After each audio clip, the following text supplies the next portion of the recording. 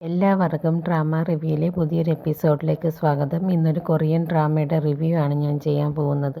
ഈ ഡ്രാമ ഒരു ഫാൻറ്റസി ഡ്രാമയാണ്. രണ്ട് പേരുടെ ആത്മാക്കൾ തമ്മിൽ അങ്ങോട്ടും ഇങ്ങോട്ടും സ്വിച്ച് ആവുകയാണ്. അവിടെ തൊട്ടാണ് ഈ ഡ്രാമയുടെ സ്റ്റോറി തന്നെ സ്റ്റാർട്ട് ചെയ്യുന്നത്.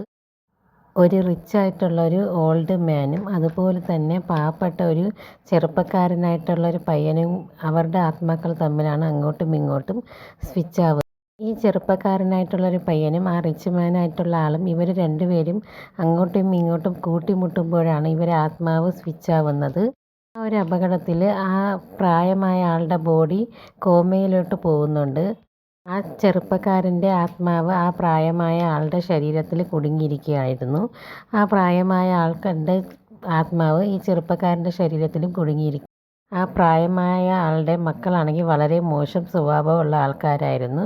സ്വത്തിന് വേണ്ടിയിട്ട് സ്വന്തം അച്ഛനെ തന്നെ കൊല്ലാൻ വേണ്ടിയിട്ട് അവർ തീരുമാനിക്കുകയാണ്.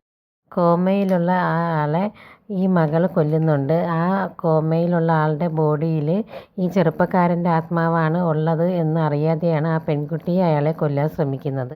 ഈ കോമയിലുള്ള വ്യക്തിയുടെ ആത്മാവ് ശരിക്കും ആ ചെറുപ്പക്കാരൻ്റെ പയ്യൻ്റെ ശരീരത്തിലാണല്ലോ. അതുകൊണ്ട് തന്നെ ഇയാളുടെ ഹാർട്ട് ബീറ്റ് കുറയുന്നതനുസരിച്ച് ആ പയ്യൻ്റെ ശരീരത്തിലും വ്യത്യാസങ്ങളുണ്ടാണ്. അവന് പെട്ടെന്ന് തന്നെ തലകറക്കം വരികയും അവൻ തലകറങ്ങി വീഴുകയും ചെയ്യുന്നുണ്ട്.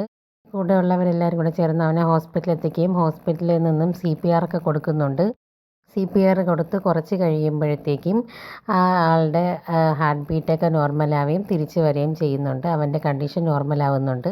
പക്ഷേ ആ പ്രായമായ ആൾ മരിച്ചു പോയതായിട്ടാണ് ഡോക്ടർ പറയുന്നത്. ഹാർട്ട് ബീറ്റ് ഇല്ല, അതുകൊണ്ട് തന്നെ മരിച്ചു പോയിട്ടുണ്ടായിരുന്നു.